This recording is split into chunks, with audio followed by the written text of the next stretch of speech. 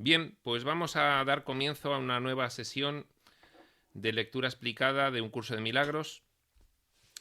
Esta vez estamos en el punto 5 del epígrafe 1, expiación sin sacrificio, del capítulo 3, la percepción inocente. Es la página 40 del libro regular y sin más preámbulo, pues empezamos a leer.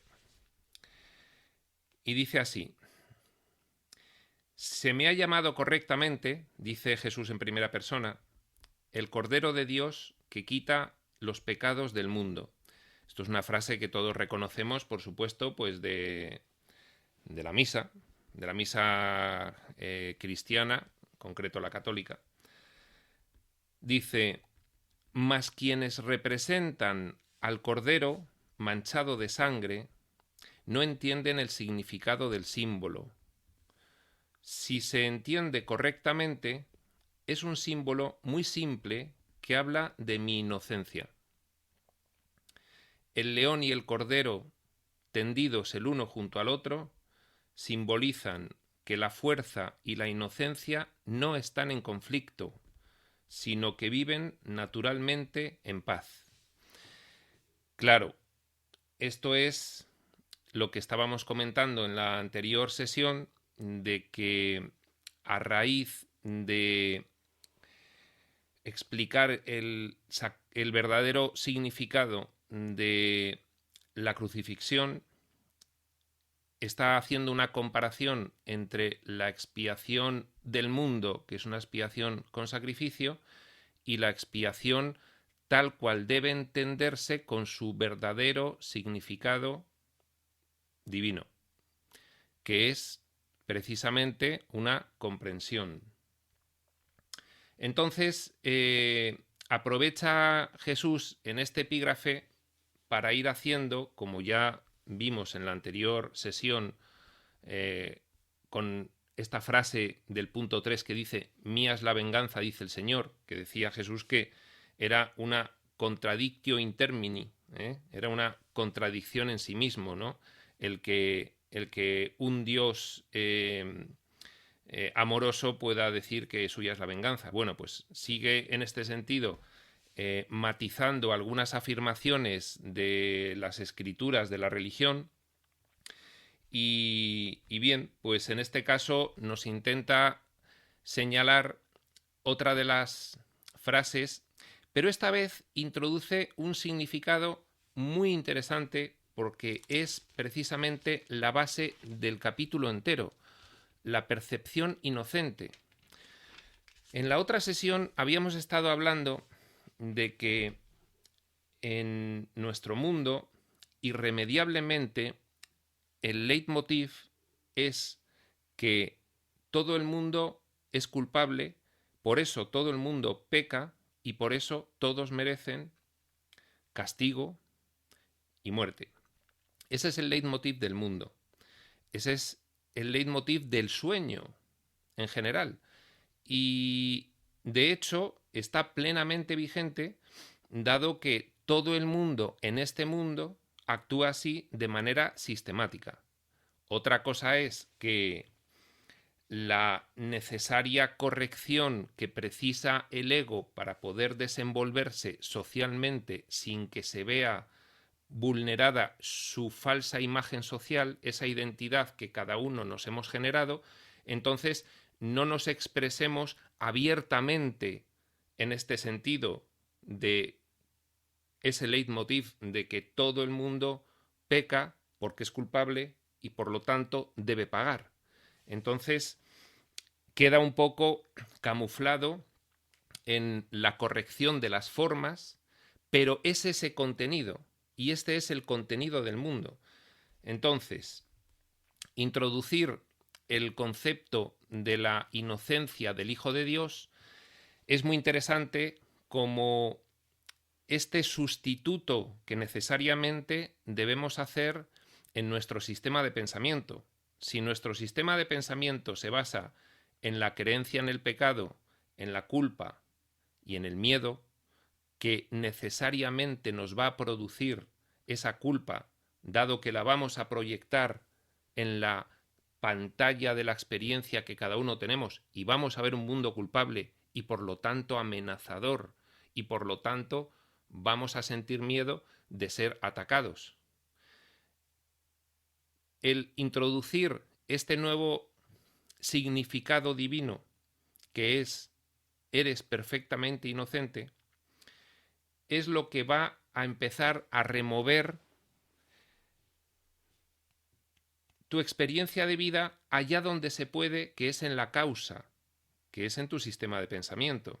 Entonces, pues a partir de este punto, el curso introduce la inocencia como uno de los significados que tendremos que asimilar y precisamente ha empezado en este punto diciendo: se me ha llamado correctamente el Cordero de Dios que quita los pecados del mundo, pero fijaos, no es un cordero sacrificado que se ha ofrecido a Dios para redimiros del pecado original. Eso es el leitmotiv del mundo. Tenemos que sustituir ese sistema de pensamiento por otro. Por eso, esta frase concreta nos puede servir para replantear cuál es el significado correcto de lo que yo representé en la tierra. Yo no representé un sacrificio, no fui el Cordero de Dios que quitó los pecados del mundo con su sacrificio, sino que lo hice con mi inocencia. Y para todos aquellos que no están dispuestos a abandonar la idea del sacrificio y del ataque en vista de su eminente valor como defensa, precisamente les digo que el león y el cordero, que es otro símbolo también que se ha utilizado mucho en las escrituras, en la religión, el león y el cordero tendidos el uno junto al otro simbolizan que la fuerza y la inocencia no están en conflicto, sino que viven naturalmente en paz. De hecho, posteriormente, pues nos va a ir explicando cómo la verdadera fortaleza es la de la inocencia, porque alguien que es inocente no se defiende de nada, y no hay mayor fortaleza que no ver amenaza en el exterior. Es una fortaleza insólita, porque no la solemos ver, pero es la fortaleza que él mostró en vida con todo ese ejemplo que dejó de no resistencia. Es decir, la no resistencia es un efecto, es un comportamiento, pero tiene una causa. Y ahora nos está explicando cuál es la causa. La causa es la profunda convicción de la inocencia perfecta de un hijo de Dios. Cuando alguien es inocente, ¿de qué se va a defender? No hay nada de qué defenderse. Bueno, el león y el cordero tiene una simbolización que también quiere que sustituyamos su significado. Tiene una simbolización en la que el cordero pues acaba sacrificado a manos del león y eso constituye una forma de mitigar la culpa. Pero la nueva interpretación de este símbolo que el mundo ha manejado históricamente es precisamente no. El cordero puede estar perfectamente al lado del león porque, sabedor de su inocencia, sabe que no tiene nada que temer. El mundo se apresuraría a contestar, ya, pero es que es devorado a los 10 segundos. Y la interpretación correcta de esa observación del mundo sería: ¿qué es lo que es devorado? ¿Qué se pierde ahí? Bien, es que estamos precisamente ahora mismo enfrentándonos directamente a la cuestión que nos mantiene esclavizados a esta locura, que es que le estamos dando valor a estas experiencias.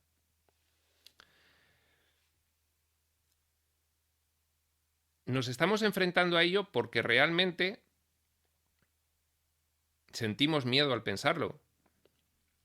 Es decir, que yo a partir de este momento tengo que resaltar como valor mi perfecta inocencia. Eso me deja vulnerable frente al mundo, pensaría cualquiera ante esta nueva interpretación del león y el cordero. Me deja indefenso frente al cordero. Sí, es que hemos llegado finalmente a ese punto donde Jesús, sin más paños calientes, y en el capítulo 3, ya te está diciendo, esa es la puerta de salida, no hay otra. Entonces, te la cuento con tranquilidad, te explico por qué esa es la puerta de salida para que lo comprendas, dado que las puertas de salida del sacrificio, del miedo y del ataque que tú contemplabas como válidas, ya te has dado cuenta de que no lo son, y entonces te explico que la puerta de salida real es esta. He esperado un par de capítulos para decírtelo para que estés preparado, y no espero que la integres inmediatamente, pero sí te pongo ya la puerta de salida como un objetivo final, te digo dónde está, para que tú ya con esa información pues lo manejes como quieras.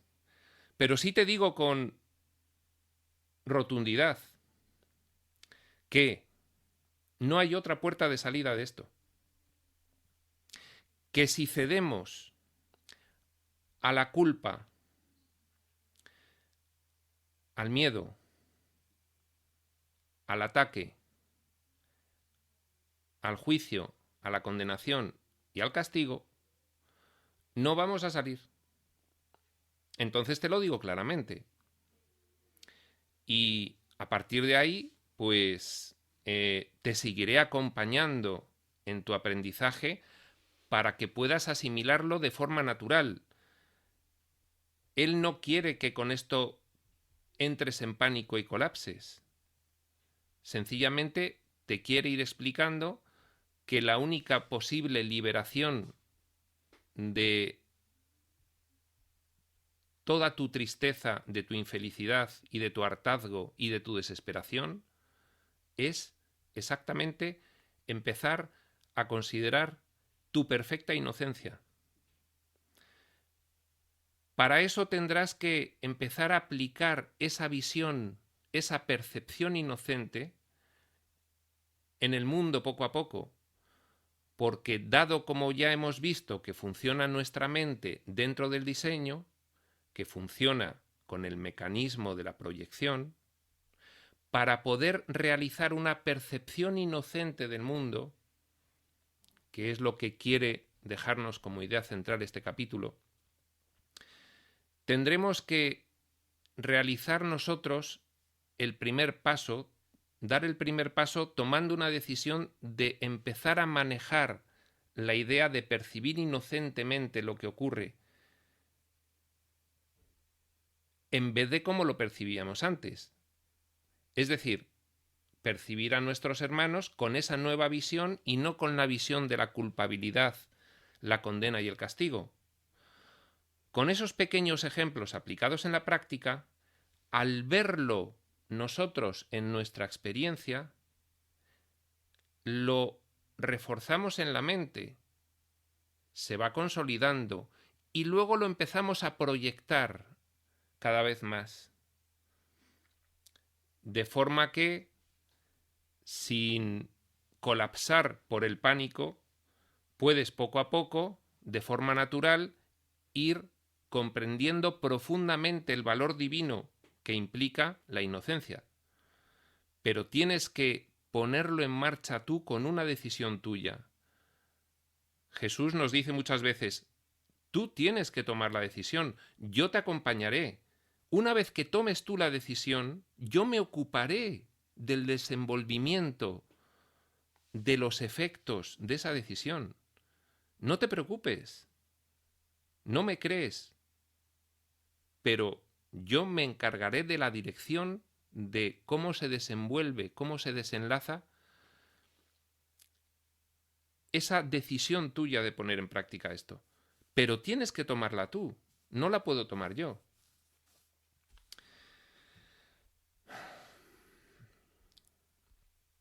El león y el cordero, tendidos el uno junto al otro, simbolizan que la fuerza y la inocencia no están en conflicto. Más al revés, es que la verdadera fortaleza es la de la inocencia. Porque el culpable ve peligros por todas partes, continuamente. ¿Y qué fortaleza es esa? La de la completa vulnerabilidad. La única fortaleza es la de la invulnerabilidad que produce la sensación de completa inocencia. Vamos a irlo viendo. Dice otra frase: bienaventurados los puros de corazón, porque ellos verán a Dios. Es otra forma de decir lo mismo. Es decir, un puro de corazón, lógicamente, no alberga culpa en su corazón. Y por lo tanto, inmediatamente va a proyectar en su experiencia ese nuevo valor que es la inocencia. Desde el punto de vista de los demás, va a ser una escenificación extraordinariamente potente. Ahí van a empezar los milagros. Porque los demás van a recibir una escenificación totalmente contraria a la habitual del mundo. Por ejemplo, en un grupo de personas en las que surge un juicio y una condena hacia otra, esto lo vemos a diario, a todas horas, una escenificación por tu parte en la que das una alternativa a esa actuación, cala, eso se queda. Eso no pasa desapercibido porque a todo el mundo le toca con algo que lo tiene ahí enterrado, pero que lo identifica como familiar. Y sabe por esa identificación que siente que está ahí por algo. Esa sensación está por algo. Y eso es una espoleta que es como un atizador que remueve tu sistema de pensamiento. Se queda ahí y te hace reflexionar.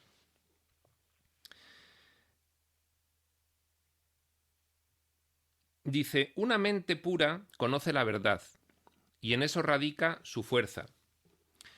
La fuerza de la mente pura que conoce la verdad se deja mostrar inmediatamente, porque desde el momento en el que tu mente está albergando un sistema de pensamiento verdadero, divino, esa causa no pasa desapercibida para nadie.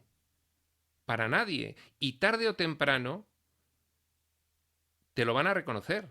Y tarde o temprano te van a preguntar. Porque no pasa desapercibida. Y esa es la fuerza de la pureza de un altar limpio. El altar es la mente. Siempre que tu altar alberga un valor divino y lo escenifica, que no lo identifiquemos, por favor, con la beatería mártir de los santos de las religiones. No, que no tienes que volverte una persona opacada y gris. No. De hecho, un interés muy relevante que tiene el ver la vida de Jesús con el detalle con el que la ofrece el libro de Durantia es ver que Jesús no era una persona pusilánime y opacada. No, no. Era un líder. Era un tío divertido. Era un tío con fuerza. Pero por eso, porque albergaba esa fuerza. Porque en su mente había verdad. Sencillamente. Una mente pura conoce la verdad y en eso radica su fuerza. No confunde la destrucción con la inocencia, porque asocia la inocencia con la fuerza y no con la debilidad. Claro, es una inversión completa de lo que el mundo piensa. ¿Qué piensa el mundo? Que el fuerte es el que se defiende y el que ataca. Pero si lo pensáis, es de una lógica aplastante que defenderse y atacar es de débiles, porque te sientes vulnerable. ¿Qué mayor fortaleza que decir, yo no tengo que atacar nada, porque no me siento en absoluto atacado? Soy completamente inocente y no hay mayor fortaleza que esa.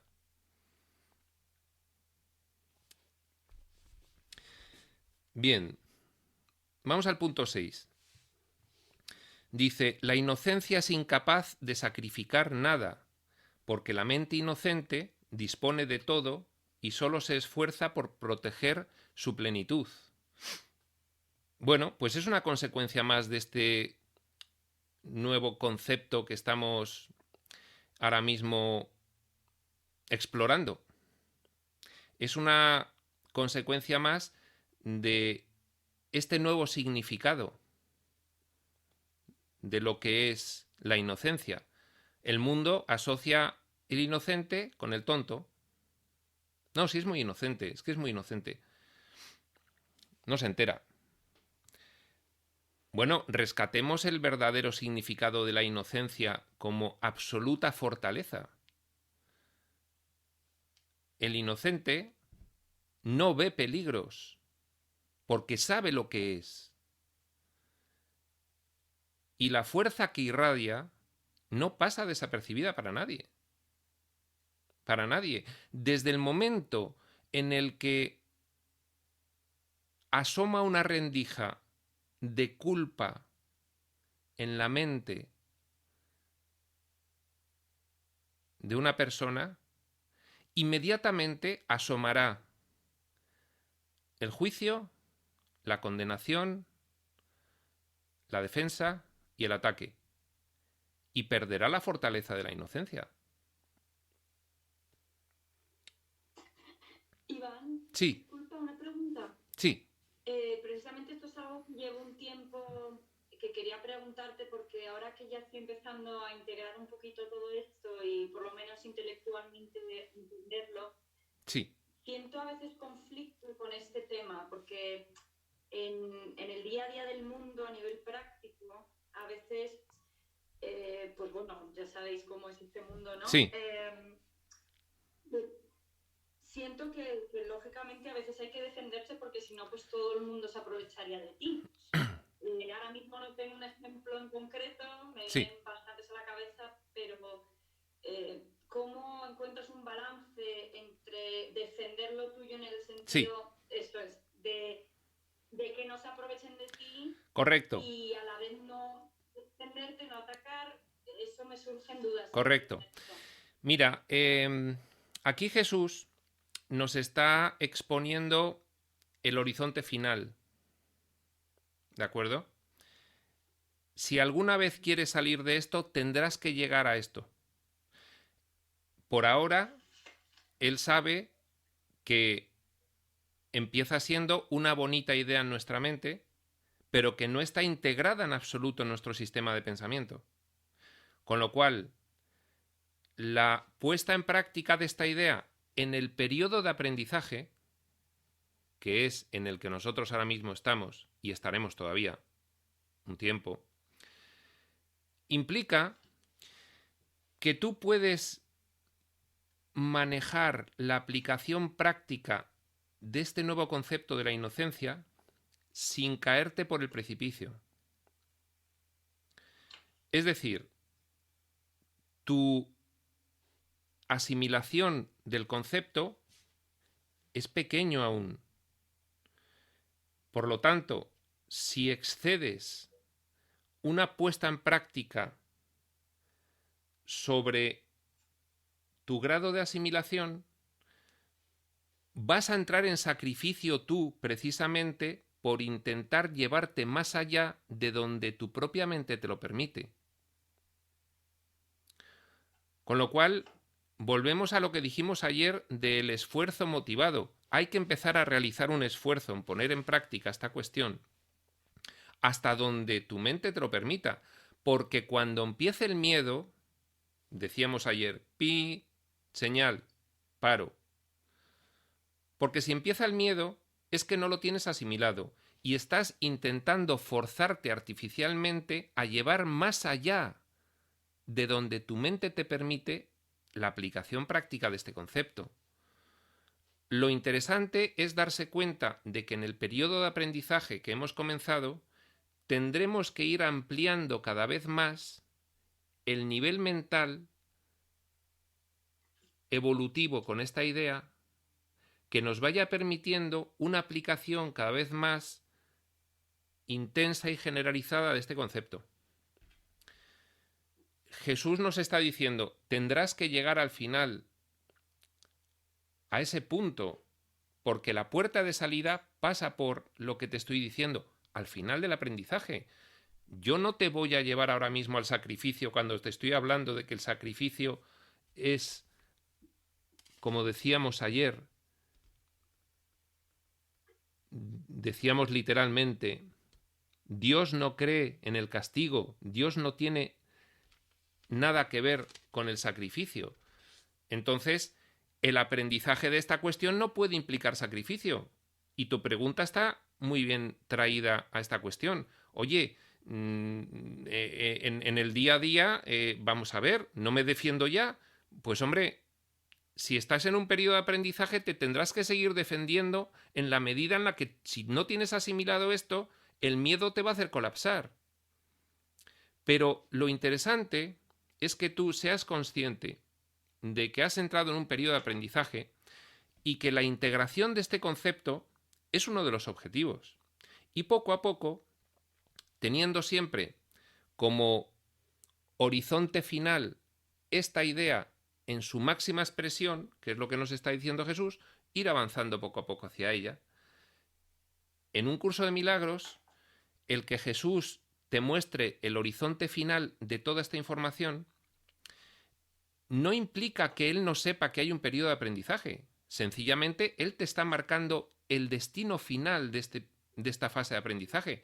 Te está poniendo el punto hacia el cual tú te puedes encaminar. Ah, bien, pues me encamino hacia allá.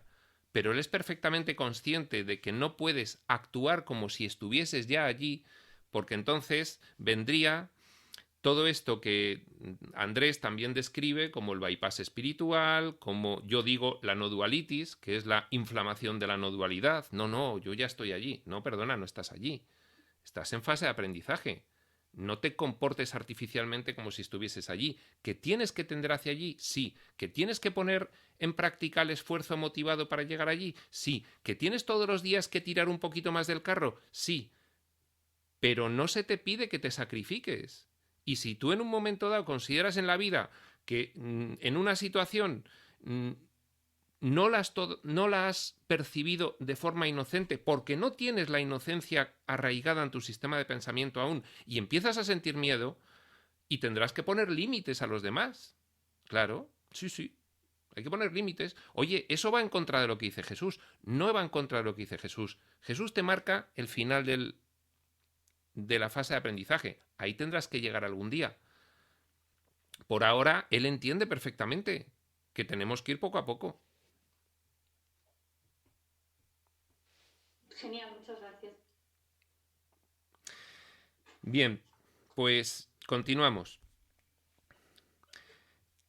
La inocencia es incapaz de sacrificar nada porque la mente inocente dispone de todo y solo se esfuerza por proteger su plenitud. Mira, esta frase viene perfecta a lo que acabamos de explicar. Oye, pero ¿toda esta cuestión de la inocencia significa que ya no nos podemos defender? Si consideras que debes defenderte, te tienes que defender. Pero la cosa es que poniendo en práctica esto con un esfuerzo motivado y empujando un poquito más cada vez el perímetro del concepto en tu mente, llegará un momento en que no sientas necesidad de defenderte. Ese es el aprendizaje final. De forma natural irás cada vez sintiendo menos necesidad de reaccionar ante los ataques que percibirás cada vez más fútiles del exterior. Hasta que llegue un momento en que te dé igual 8 que 80. Y te digan, ¿cómo no te defiendes esto, lo que te han hecho, lo que te han dicho? Y tú dirás, mira, si es que eso que dices tú que me han hecho o dicho, yo no lo siento así. Es decir,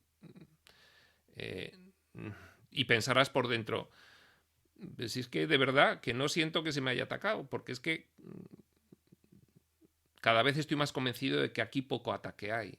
Es ficción, ¿vale? Bueno, por eso la inocencia es incapaz de sacrificar nada, porque la mente inocente dispone de todo. ¿Pero qué me vas a atacar? ¿Pero qué me vas a hacer perder? Pero si lo que yo ya sé que soy hace imposible que pierda nada, porque yo ya sé que soy y ya tengo depositado mi valor en algo diferente de lo que tiene depositado el mundo. Tú, que me dices eso, me lo dices con razón, porque desde el punto de vista del mundo, piensas que tengo mucho que perder, pero yo ya no pienso como el mundo. Hace tiempo, yo ya tengo perfectamente claros mis valores, dónde están. Y lo que valoro yo está allí. Y ahora aquí. Y entonces ya no reacciono ante la futilidad de lo que el mundo representa. No va conmigo. Por eso, la inocencia es incapaz de sacrificar nada. Porque si tú te sientes inocente, no te vas a estar autoflagelando. El que se siente culpable, en el fondo inconscientemente, cree que merece castigo.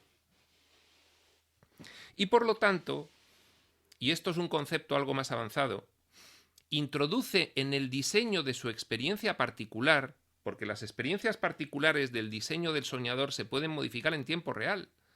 Y entonces el soñador, si en tu instancia en la que está viviendo a través tuyo, tú eres el avatar, todas estas experiencias, si tú, como soñador, te sientes culpable, tiene un efecto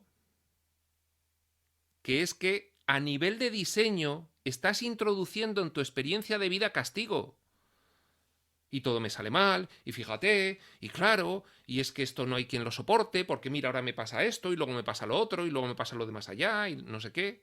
Porque tú mismo estás introduciendo el castigo a nivel de diseño, al nivel de tu mente de diseño profunda, de tu experiencia, estás introduciéndolo tú. Porque al sentirte culpable, inevitablemente la mente va a reaccionar de forma que tenga que compensar esa culpa. Y si tienes en tu mente introducido y arraigado la creencia de que la culpa se expía con el sacrificio, vas a introducir sacrificio en tu experiencia de vida a través del nivel del diseño. Y te va a pasar de todo. Una cuestión con la que se ve claramente. ¿Vosotros no os habéis fijado en que cuando estáis muy enfadados, os sentís muy culpables, estáis muy desintegrados y muy bajos, las cosas salen peor? Mira, un ejemplo muy sencillo. Te das con la punta del dedo pequeño del pie en el pico de una mesa. Y entonces sientes un dolor tremendo y entras en ira y dices, es que soy... Y a partir de ahí, luego te tropiezas con no sé qué, se te cae no sé cuál. Es que tú introduces modificaciones del diseño de tu experiencia en tiempo real. Por eso, en cuanto sustituyes esa sensación de culpa interna por la de inocencia, a base de la aplicación práctica generalizada, cada vez más empujando el perímetro del concepto en tu mente, entonces llega un momento en que no introduces ya sacrificio inconscientemente en tu experiencia de vida para mitigar la culpa. Porque como no te sientes culpable, tu vida se convierte en un paseo primaveral. Por eso la inocencia es incapaz de sacrificar nada, porque la mente inocente dispone de todo y solo se esfuerza por proteger su plenitud. Claro, yo no necesito nada, yo dispongo de todo. ¿Yo de qué me tengo que defender? ¿Contra qué tengo que reaccionar? Soy pleno. Recordemos esa frase bonita. Espíritu soy, un santo hijo de Dios, libre de toda limitación, a salvo, sano y pleno. Soy pleno. ¿Por qué voy a reaccionar ante lo que reacciona el mundo? El mundo siempre reacciona ante la expectativa de pérdida. Me va a hacer perder algo material, me va a hacer perder mi prestigio social, me va a hacer perder mi identidad ideológica. Yo soy pleno. Bueno, pues hemos avanzado bastante con el concepto más de lo que debíamos, porque esto debíamos ir avanzándolo poco a poco, pero bueno, ha surgido así y hemos avanzado en el concepto. Bien. La inocencia es incapaz de sacrificar nada porque la mente inocente dispone de todo y solo se esfuerza por proteger su plenitud, nada más. Yo en ese grupo de gente que tiene esa expectativa de amenaza y critica y juzga y fíjate, nos van a hacer esto, entonces hay que reaccionar y no sé qué, yo no. Pero tú, de verdad, ¿cómo es posible que estés tan indolente? Mira, yo es que no, yo, de verdad, yo no veo que haya nada que perder aquí. Es que me siento así. ¿Está? Bueno, es una forma de escenificarlo, ¿no? Bien. La mente inocente dispone de todo y solo se esfuerza por proteger su plenitud. No puede proyectar la mente inocente. No va a proyectar la culpa porque ya no la tiene. Porque tiene un concepto que le impide, como causa, le impide el efecto de sentirse culpable. Y por lo tanto, al no sentirse culpable, no va a ocultar la culpa en su inconsciencia y proyectarla luego en la pantalla de la experiencia. Al revés, no puede proyectar eso. Lo que va a proyectar es precisamente esa plenitud. Y su experiencia cambia porque está introduciendo modificaciones a nivel del diseño de su experiencia como soñador. El soñador diseña. Y diseña en tiempo real, segundo a segundo. Y en cuanto cambias en tu mente un concepto por otro, inmediatamente se transforma en tu experiencia. Hemos contado muchas veces el ejemplo de la persona que va andando por la calle en una gran ciudad y entonces ve a lo lejos un borracho que viene con una botella en la mano, zarandeándose. ¡Oh, hijo puta! ¡Que quiero! No sé qué. Entonces la gente empieza a verle y dice, uff, qué miedo. Si me cruzo con él, me puede dar un botellazo, o me puede amenazar, o me puede increpar, o puede ocurrir cualquier cosa. Entonces una persona que va andando por la calle le sucede eso. Ve a uno que viene con la botella y empieza a entrarle miedo, y entonces, pues, según se va acercando, pues le va viendo que está pues haciendo aspavientos, muy violento, y entonces él se empieza a tensar y empieza a poner cara muy tensa para que le vea el otro, y entonces al ver la cara tensa, pues a ver si se aparta, porque ya siente que tiene que atacar. Y efectivamente, cuando ya se va a cruzar con el borracho le ve amenazador también y le dice, ¿tú qué miras? No sé qué, que te voy a dar un botellazo. Y entonces el otro dice, ya me lo está diciendo a mí, y encima voy a quedar como un cobarde con todos los demás. Y entonces le insulta, tú lo que eres es un borracho, no sé qué. Y dice el borracho, ¿cómo? Se enzarzan en una pelea. Acaba en el hospital, luego en el calabozo y luego en el juzgado. Vale. Ahora viene otra persona. La persona B. Y la persona B, cuando ve al borracho, dice, hombre, joder, pobre, qué pena esta gente que al final acaba así. Y entonces le da ternura verle. Fíjate, el pobre, no sé qué. Y empieza a sentir compasión. Y cuando se acerca, le sonríe. Y el otro al sonreírle, pues sonríe también. ¡Ah, mira, un amigo! ¡Ah! Y cuando ya se están acercando, le dice, ¿qué tal? ¿Cómo vas? Venga, hombre, toma 5 euros y tómate la última a mi salud. O cómprate un bocadillo y le das un golpe en la espalda y el otro dice, sí, es verdad, muchas gracias, hasta luego. Y la persona B esa noche cena en su casa, ve su serie de Netflix y se mete en su cama, feliz, recordando ese encuentro. El curso le llama un encuentro santo a eso. ¿Qué tenía en mente la persona A y qué tenía en mente la persona B? Pues es esto que estamos diciendo, ¿de acuerdo? La persona A y la persona B han modificado en tiempo real su experiencia de vida como efecto final de haber tenido en su mente como causa un sistema de pensamiento de culpa, de creencia en el pecado, de sacrificio y de miedo, y un sistema de pensamiento divino, de inocencia y de amor. Esa es la diferencia en la experiencia de vida, hospital, calabozo, juicio, cena en casa, serie de Netflix, un sueño agradable. En tiempo real. Bueno, vamos a continuar. La mente inocente dispone de todo y solo se esfuerza por proteger su plenitud. No puede proyectar, tan solo puede honrar a otras mentes, porque honrar a otros es el saludo natural de los verdaderamente amados hacia los que son como ellos. Esto es lo que tiene en su mente la persona B. Tan solo puede honrar a otras mentes porque honrar a otros es el saludo natural. ¿Qué tal? ¿Cómo vas? De los que verdaderamente amados, de los verdaderamente amados hacia los que son como ellos. No está viendo el peligro, está viendo a otro como él. En unas circunstancias el pobre muy lamentables debido seguramente a su inconsciencia, lo cual produce en él ternura y compasión. Nada más. Dice, el Cordero quita los pecados del mundo, entre comillas, porque está haciendo referencia otra vez a la frase, en el sentido de que el estado de inocencia o gracia es uno en el que el significado de la expiación es perfectamente obvio.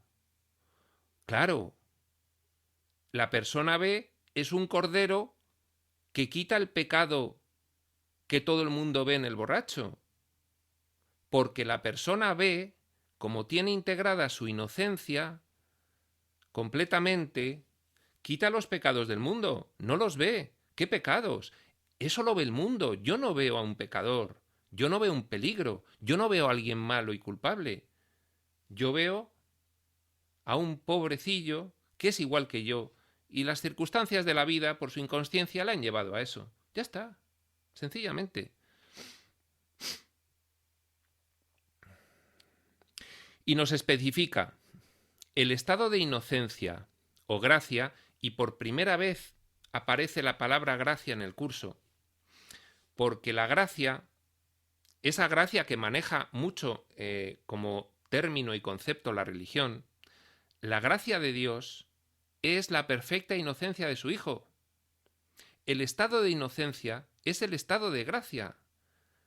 El horizonte final que establece Jesús de la perfecta inocencia es el estado de gracia. En la fase de aprendizaje hacia la perfecta inocencia iremos atisbando y sintiendo lo que es el estado de gracia. Jesús no dejó de estar en estado de gracia en toda la Semana Santa.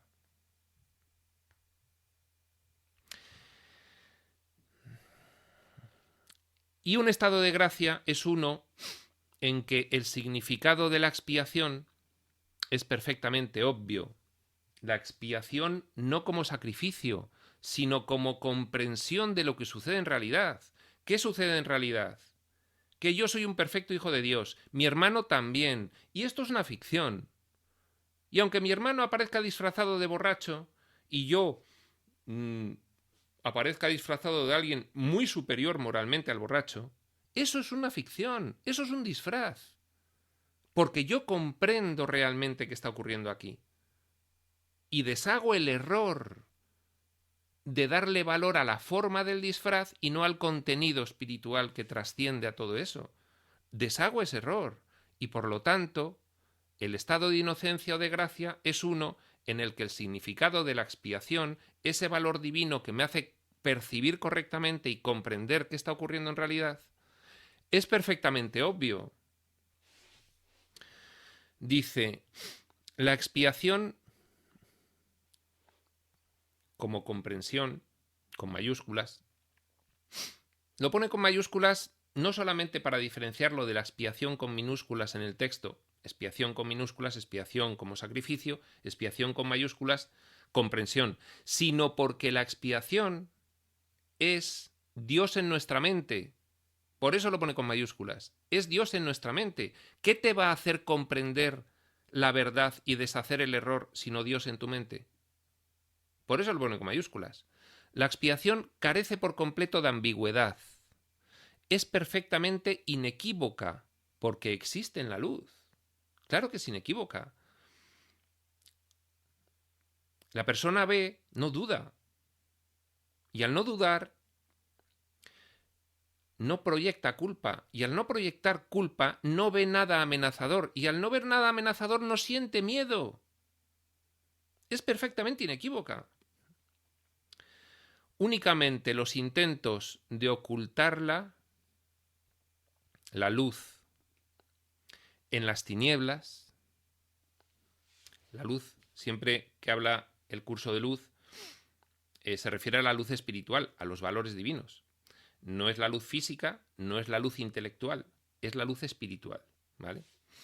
Únicamente los intentos de ocultar la luz espiritual, esos valores divinos, en las tinieblas egoicas de la ficción, han hecho que sea inaccesible ese valor espiritual para aquellos que eligen no ver. ¿Quiénes son los que eligen no ver? Todos los que estamos en el mundo. Hemos elegido no ver. No ver la realidad. Hemos elegido ver el disfraz de las formas. Hemos elegido ver el camuflaje. Hemos elegido ver a los personajes y no a los actores. Lo hemos elegido. Era muy divertido. Yo quiero soñar más. Quiero irme a un nivel más profundo del sueño. Que me voy a divertir mucho. Ya estás enloquecido, claro. Lo que quieres es sufrir. Bueno, pues eliges no ver. Todos los que estamos aquí hemos elegido no ver. Ahora podemos volver a elegir con base en una nueva información. Fijaos, insiste el curso en que, aunque el proceso de separación desde aquí fue hace muchísimo tiempo, el comienzo del sueño desde dentro del sueño fue hace muchísimo tiempo, porque solo dentro del sueño te influye el tiempo. Pero desde fuera, tú sigues durmiendo porque tú sigues eligiendo no ver a cada segundo. A cada segundo sigues eligiendo no ver. Cuando eliges ver y tienes un fuerte compromiso por ver, fuera del sueño ya ha ocurrido. Aunque a ti la fase de aprendizaje te va a seguir pareciendo larga porque sigues percibiendo desde dentro del sueño. Pero ya estás salvado. Uno que elige ver, ya está salvado. Ahora estamos eligiendo no ver. ¿Vale? Esto es algo más metafísico. Bueno, vamos al punto 7. La expiación de por sí solo irradia verdad. Esto es fácilmente comprobable por todos nosotros. Empecemos a aplicarla al principio con un perímetro de aplicación pequeñito, porque como no lo tenemos integrado, no queremos entrar en sacrificio, tal como hemos hablado con la pregunta de Vir, pero vayamos extendiendo ese perímetro. Y nos iremos dando cuenta de que ese valor divino aplicado en la práctica solo irradia verdad, porque es la verdad, porque es Dios en nuestra mente, pero que lo podemos comprobar, que esto no hay que creérselo, que esto no es un dogma, cada uno lo puede comprobar. El problema es que no lo comprobamos nunca, porque como no nos lo creemos, pues no lo ponemos en práctica. Y si se queda aquí como bonita idea y no se empieza a practicar, pues ahí seguirá como bonita idea, nada más. pero nosotros solo lo vamos a aprender viéndolo proyectado en la pantalla de nuestra experiencia. Y para verlo proyectado en la pantalla de nuestra experiencia tenemos que aplicarlo. Igual que la persona B va a ver que el borracho le sonríe. ¡Anda! ¡Un amigo! ¡Claro! Ahí está viendo la persona B. Está aprendiendo el valor de la expiación. Cuando lo ve en la pantalla de su experiencia porque ha elegido contemplar la situación con una información nueva, alternativa a la egoica. Y entonces al verlo lo aprende, dice, esto funciona. Esto funciona, claro que funciona, pero hay que aplicarlo, porque si no, no lo aprendes. Solo vas a ver que irradia verdad si lo pones en práctica. Si no, va a ser una bonita idea que se va a quedar ahí en el olvido. Es, por lo tanto, el epítome de la mansedumbre y derrama únicamente bendiciones. La expiación es, por lo tanto, el epítome, el paradigma, el mejor ejemplo de la mansedumbre. Claro, la mansedumbre es trasladar adentro de la locura del sueño la normalidad de la naturaleza divina de lo que ocurre allí. Allí ni siquiera hay un término para describirlo como mansedumbre, porque allí la regla es eso, la perfecta inocencia y el perfecto amor. Pero cuando tienes que transponer ese concepto a un mundo de sacrificio, de miedo, de culpa, de ataque, entonces tienes que utilizar una palabra. En este caso es mansedumbre. Abramos la mente y despojémosla de los prejuicios terminológicos de pensar que los mansos son los tontos. No, no es eso. Esos son los prejuicios terminológicos que tenemos por tener una arraigadísima creencia del sistema de pensamiento del mundo. Eso es lo que hay que sustituir. La mansedumbre es lo que ocurre allí. Y la expiación es lo que trae lo que ocurre allí, incluso en la locura de aquí. No podría hacer eso, la expiación, ser el epítome de la mansedumbre y derramar únicamente bendiciones, no podría hacer eso si procediese de cualquier otra fuente que no fuese la perfecta inocencia. ¿Cuál es la fuente de la perfecta inocencia? ¿Cuál es la primera fuente y centro de todo? Pues es que procede la expiación de allí, de la perfecta inocencia, del amor infinito, de allí procede. No podría hacerlo si no procediese de allí. Claro, cuando tú lo pones en práctica y ves que resulta, dices, claro, ahora comprendo de dónde viene, no falla. Por lo tanto, de dónde viene, por lo tanto, la causa de esto que estoy yo ahora mismo descubriendo y que no falla, la causa de esto tiene que ser eso. Y entonces empiezas a conocer a Dios. Voy conociendo a Dios. Porque al poner esto en práctica y ver el resultado, digo, esto es el efecto de un valor divino en mi mente como causa. Pero ese valor divino en mi mente como causa tiene una causa a su vez, esta vez con mayúscula. Pues empiezas a conocer a Dios. Fíjate, empiezas a conocer a Dios en la pantalla de tu experiencia. Porque si no, todo lo demás son bonitas palabras que se escuchan en vídeos de espiritualidad, en homilías. Bonitas palabras. Pero tú no conoces a Dios hasta que lo pones en práctica y lo ves en tu experiencia.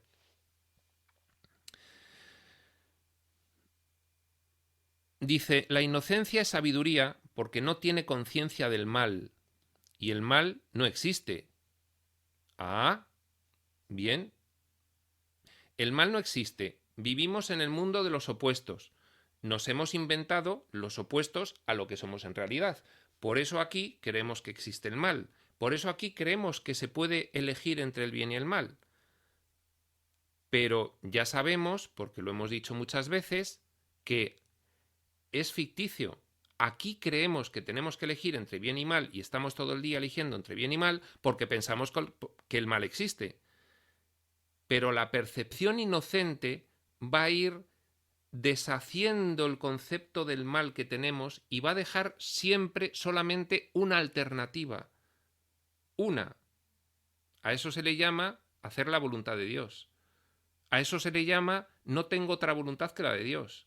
Porque ya no tienes que elegir. Porque te empiezas a dar cuenta de que el mal no existe. Y antes tenías que elegir en tus decisiones entre el bien y el mal. Pero llega un momento en el que al final del periodo de aprendizaje, ¿que elija qué? No, si esto es así, no tengo nada que elegir. Es así. Y entonces te das cuenta de que la inocencia te ha proporcionado la sabiduría suficiente para descubrir que el mal no existe. Y te la ha proporcionado en tu experiencia viviente, día a día. Nadie te lo puede quitar. No es un concepto que hayas aprendido, no es un dogma que te hayan impuesto. Tú lo has experimentado, tú lo has vivido, tú lo has sentido y ya es tuyo. Y ya cualquiera que venga a decirte cualquier otra cosa, da igual, porque es tuyo. Es tan tuyo que llega un momento en que tú eres eso. Tú eres eso. La frase la inocencia es sabiduría porque no tiene conciencia del mal y el mal no existe es previo a lo que te estoy diciendo de que llegará un momento no ya en que no veas alternativa entre el bien y el mal porque solo veas una posible fórmula de actuación, es que tú serás eso, es que lo serás, con lo cual estarás allí. Dice, no obstante, la inocencia es perfectamente consciente de todo lo que es verdad. Claro, una vez que instalas el valor divino del nuevo significado de la inocencia, pues empiezas a conocer todo lo que es verdad, porque lo empiezas a ver representado en la pantalla de tu experiencia.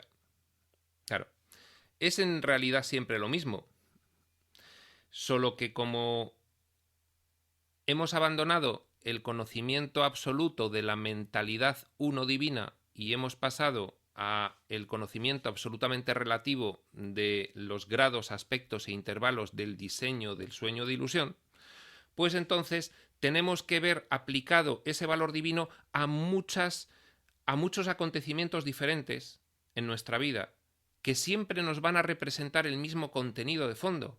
Pero nosotros, como nuestra mente ahora mismo está completamente relativizada, tenemos que ir aplicándolo a cada acontecimiento para irle descubriendo todos los matices e integrarlo. Y cuando lo integras y sientes es porque has hecho una aplicación generalizada y ya estás completamente convencido de que no falla en ninguna situación. Fíjate, te tienes que convencer haciendo una aplicación generalizada, porque somos seres evolutivos.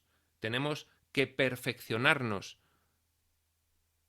Nosotros no estamos en estado de perfección, tenemos que conseguir esa perfección. Y oye, pues así es de arduo, tienes que aplicarlo a todo para darte cuenta de que es una verdad general. Bueno.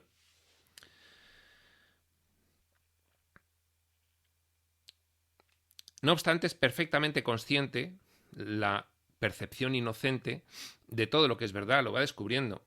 La resurrección demostró que nada puede destruir a la verdad.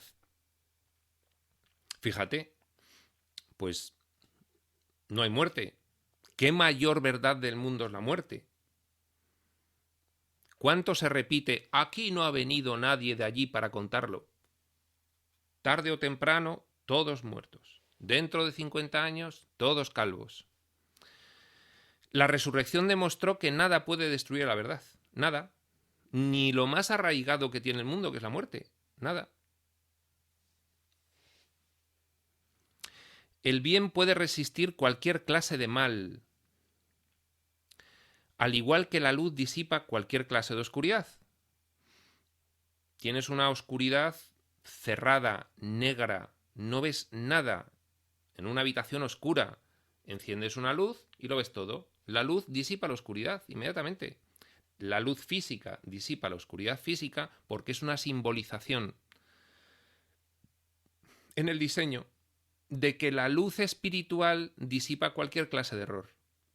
Y esto es una convicción que vas a alcanzar cuando pongas a practicar toda esta cuestión. Tú vas a alcanzar esa convicción. No, no, no. La luz disipa todo error. La alcanzarás. Tienes que decidir empezar.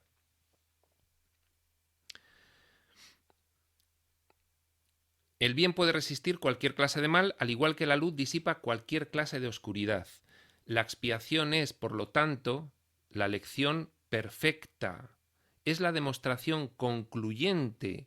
Para ti es concluyente. Es que tu convicción va a ser tal que no solo vas a sentirlo, sino que vas a serlo. Es la demostración concluyente de que todas las demás lecciones que enseñé son ciertas. Claro, es que no hay mayor demostración de todo este nuevo sistema de pensamiento que ponerlo en práctica, ver el resultado, conseguir el logro, reforzar el valor en tu mente y que vaya creciendo hasta que no solo lo sientas, sino que lo seas. Y eso puede ir ocurriendo. Y el horizonte final que marca Jesús es que tú seas esto. Porque nuestra naturaleza real no es física, somos pensamientos divinos. Y esto es un pensamiento divino. Y tenemos que volver a ser un pensamiento divino. Por eso hablo de serlo, lo digo en sentido literal. Si puedes aceptar esta generalización ahora, no tendrás necesidad de aprender muchas otras lecciones de menor importancia. Aquí lo que te está diciendo Jesús es, con esto valdría. No tendrías que seguir ya con el curso. Si esto lo aprendieses ya, no lo vas a aprender ya. Lo que te quiero decir es que la verdad es tan potente que con que aprendieses esta verdad, de verdad bien aprendida, acababas la fase de aprendizaje. Tal es la potencia que tiene. Podría ocurrir, es muy improbable que ocurra, es muy poco frecuente que ocurra. Alguna vez ocurre. Pero te quiero decir que la verdad disipa todo error, igual que la luz disipa toda oscuridad. Y esta verdad integrada te colapsaría tu tiempo de aprendizaje de tal forma que estarías al final del proceso de aprendizaje. Esto es una muy buena motivación, esta frase que nos da Jesús. Es una muy buena motivación. Si aprendes esto bien, no tendrás necesidad de aprender muchas otras lecciones de menor importancia. Es una buena motivación. Basta con que creas esto para que te liberes de todos tus errores. Fíjate con qué contundencia. Basta con que creas esto para que te liberes de todos tus errores. Fíjate si es potente esta lección. Expiación sin sacrificio dentro de la percepción inocente. Fíjate si es potente. Basta con que creas esto para que te liberes de todos tus errores. Vamos al último punto, el 8, y ya cerramos. La inocencia de Dios es el verdadero estado mental de su Hijo. Claro, un perfecto Hijo de Dios tiene como estado mental ese valor divino que es la inocencia. De hecho, ir conociendo a Dios implica ir dándose cuenta de el maravilloso despliegue de inocencia que supone. Claro, aquí tenemos una idea de Dios muy equivocada. Entonces, internamente, luego lo trata el curso además de forma muy específica, estamos aterrados ante Dios. Tenemos un miedo atroz a Dios. Se debe a la proyección que realizamos en el proceso de separación. De que al sentirnos culpables, creyéndonos que nos habíamos separado de verdad, proyectamos esa culpa sobre lo otro que había. Y lo otro que había era Dios. Y entonces empezamos a pensar que Él era el culpable, Él nos había expulsado. Fíjate, la expulsión de Adán y Eva del Edén. Es que eso es clavado a lo que se sintió en el primer momento de la separación. Y que por lo tanto alguien que ya te ha querido mal, te ha expulsado, te puede seguir queriendo mal. Y entonces el miedo es atroz. Y ese miedo atroz a Dios lo tenemos instalado. Y conocer a Dios es poner en práctica esto en la pantalla de tu experiencia y darte cuenta de dónde viene. Y aprenderlo tú de primera mano.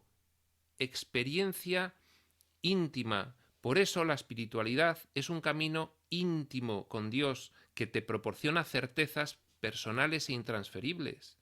No puedes explicarle después a nadie cómo es Dios si no vive ese proceso que te propone Jesús aquí. La inocencia de Dios es el verdadero estado mental de su Hijo. En ese estado, tu mente conoce a Dios, pues Dios no es algo simbólico, Dios es un hecho, y vas a conocerlo en los hechos de tu vida diaria, al poner en práctica esto. No te estoy pidiendo que te creas nada, solo te estoy pidiendo prueba, y ya verás. Prueba. Cuando conoces a su Hijo tal como es, cualquier hijo de Dios, si no le ves con los ojos físicos que perciben el camuflaje y el disfraz, si lo ves con la visión espiritual que percibe lo que hay detrás, es una decisión. Cuando conoces a su Hijo tal como es, la persona ve al borracho, te das cuenta de que la expiación, comprensión, y no el sacrificio, es la única ofrenda apropiada para el altar de Dios en tu mente. La única ofrenda apropiada para Dios es que tú contemples a tu hermano como Él lo haría. Para eso tienes que sustituir tu sistema de pensamiento actual enloquecido por el suyo, y entonces empiezas a contemplar a tu hermano como Él lo haría. Y esa es la mayor ofrenda que le puedes hacer. Ese es el mayor tributo que le puedes hacer. Ese es el padre recibiendo al hijo pródigo con abrazos, diciéndole el hijo pródigo: Padre, no te merezco porque me he pulido tu tesoro. Y diciéndole el padre: Hijo mío, mi tesoro eres tú. Pues ese es el mayor tributo para Dios, el que seas lo que eres en realidad. No tienes que sacrificarle nada para que se le quite el enfado, no. Mayor tributo es que seas como eres en realidad. El entendimiento de los inocentes es la verdad. Por eso es por lo que sus altares son verdaderamente radiantes, irradian. Probadlo, ya veréis. Os convertís en esa luz que irradia y se percibe, y no es inocuo. Y lo vamos a dejar aquí. Si hay alguna pregunta, pues este es el momento.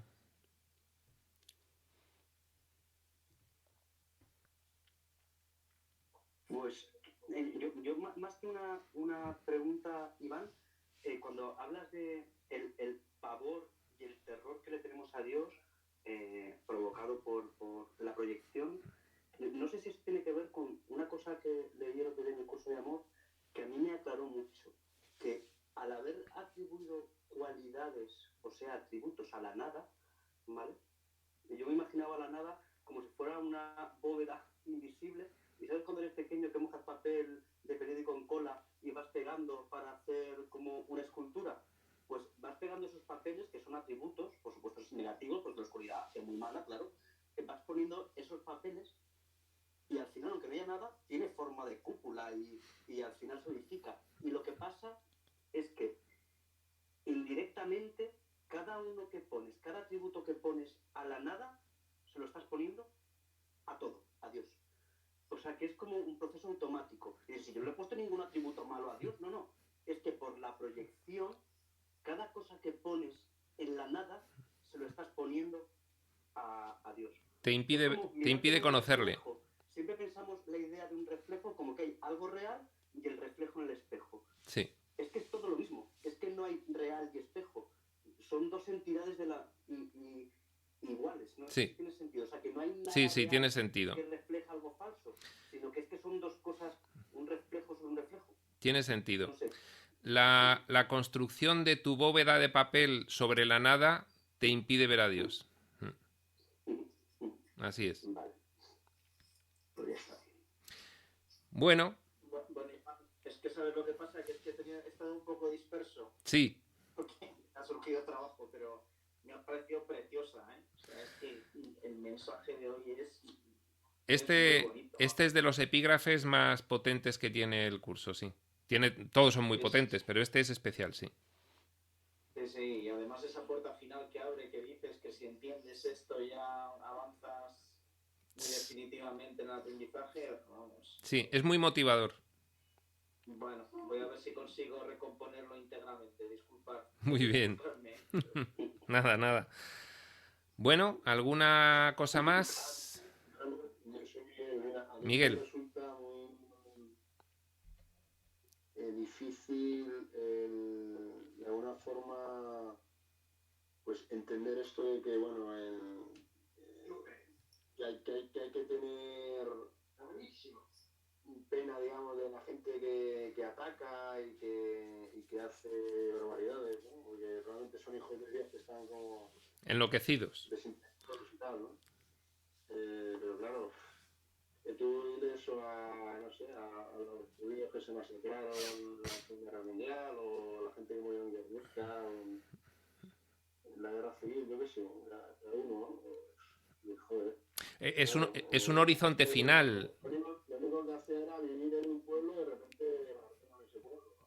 Sí, pero es un horizonte final, Miguel. Muy duro. Es el resultado final del aprendizaje.